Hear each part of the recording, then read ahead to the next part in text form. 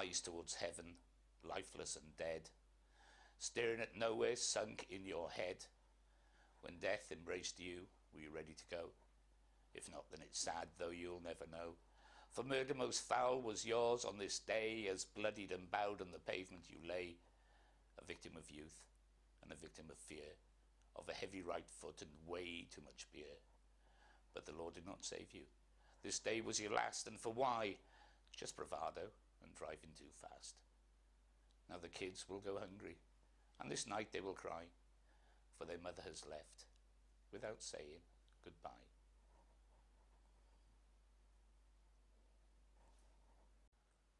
Kimosabi, says Jeff, a.k.a. Tonto, lying in the dust with his ear pinned to the ground.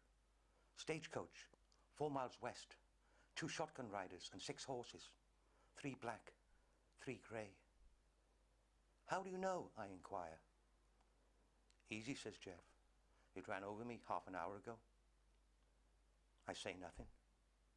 Behind him, low in the sky, the sun glows red. Eagles hover on the breeze. Prairie rats take cover. But the cowboys are gone now, disappeared over the horizon, and it's time to go home for supper. Swansea Market, present day. I'm standing next to a Wild West memorabilia store reading a dime novel called The Masked Man, when a small boy wearing a Darth Vader outfit and clutching a lightsaber in his right hand ambles up to me. He has curious brown eyes and looks me over and says, "Hey, mister, were you a cowboy once?" "No," I reply. "I was the Lone Ranger." But that was a long time ago. In those days, the BBC Home Service began the day with letters from America, followed by workers' playtime. And in the evening, much binding in the marsh. It was a time of food rationing, poverty, and a war in some far-off land called Korea. But who cared? Devilment was never so merry. I just joined the Black Hand Gang, a.k.a. the Texas Rangers. I know what a gang it was, but was it? There were only 4 of us, Morris, Lewis, Doljeff and me.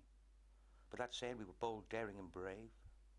We rode into Tombstone, a.k.a. Mumbles, and drank tequila, a.k.a. Fizzy Pop, from the local saloon bar, a.k.a. Fort's Ice Cream Parlor. We chewed tobacco in the sheriff's office, a.k.a. the sweet shop. There were good days. The sun never set. And even though we wore darn socks and Blanco Daps and lived in small wooden bungalows with no gas, electricity, or running water, life was a barrel of treats. Especially in the summer, when shimmering sands glowed yellow, and the blue of the night really did meet the gold of the day, and school was a million miles away. I always remember the summer of 1953. It was hot, humid and sticky. It was a time of adventure. It was a time when masked Avengers rode across the plains, a.k.a. Mumbles Cliff Tops, and Wendy Jenkins, a.k.a. Calamity Jane, joined the gang. And was that fairy tale smile carved by a Tinkerbell gaze? I don't know. I only know she cried a lot and was never designed to climb a tree.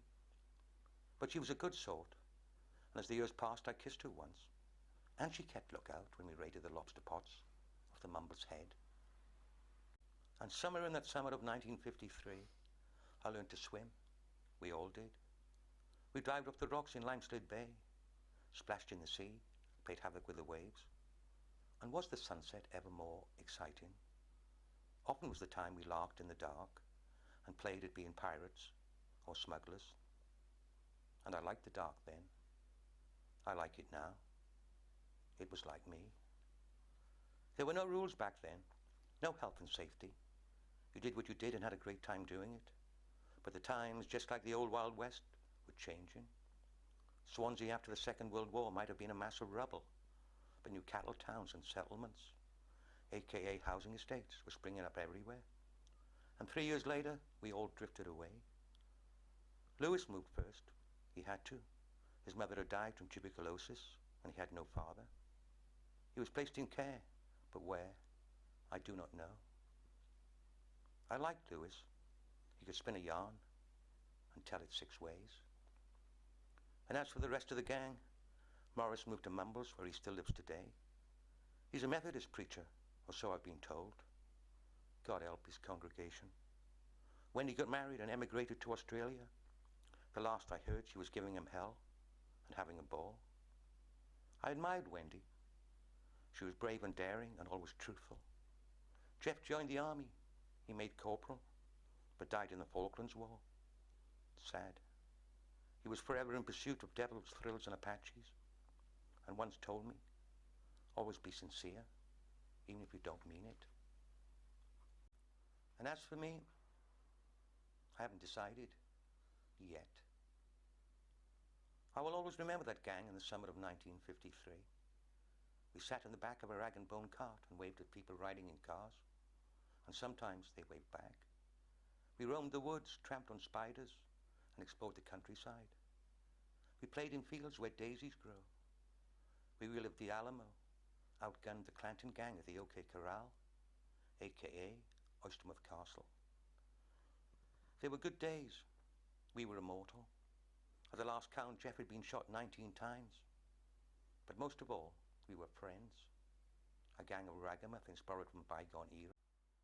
You were the Lone Ranger, says the little boy wearing the Darth Vader outfit. I paused for a moment. Vagaries of memory are like dust in the wind. But are they? Well, says the little boy. Yes, I reply, and hand him a silver bullet. And somewhere up on Mumbles Hill as the sun goes down, the silhouette of a masked man appears riding a white horse. Some call him the Spirit Walker, others the Ghost, but either way it doesn't matter. And the words, "Hi, O Silver," echo across the bay. And the way that you wander is the way that you choose. We are made of dreams, and dreams are made of us. But still, living the dream. I know to smell the seaweed high on Mumbles Hill, where 6 guns once rode and eagles soared through misty glass.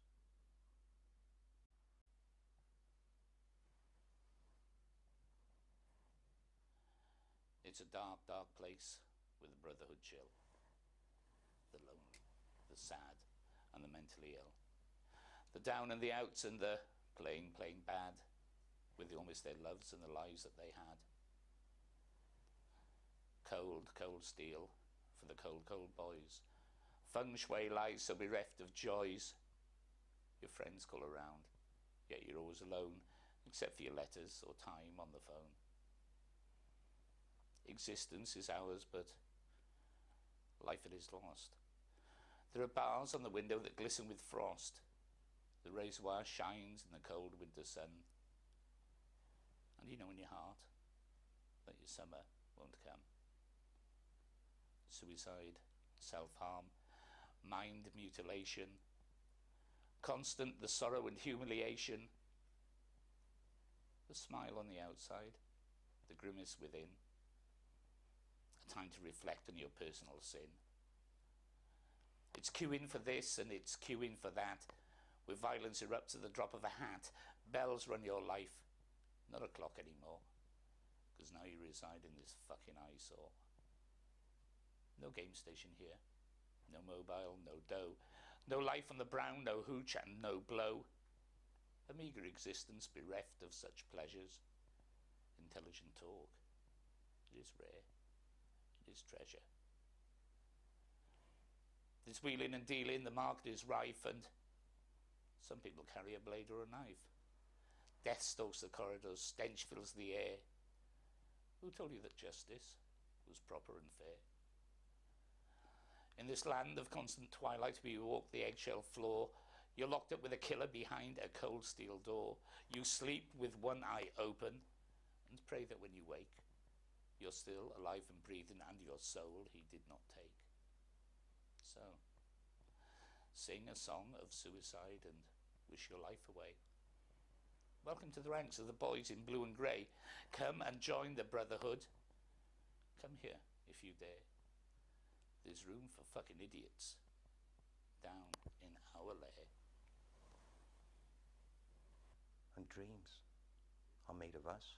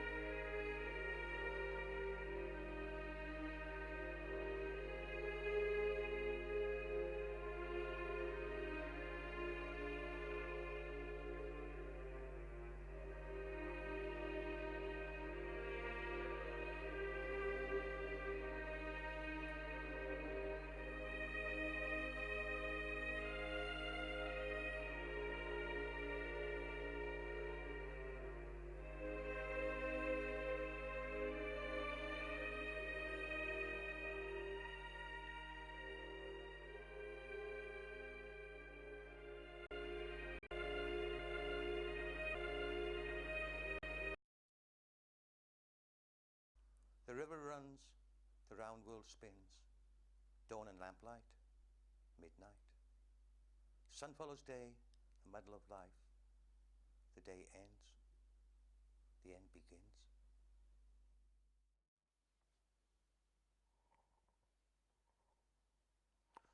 Roy, will you stop messing around with the camera?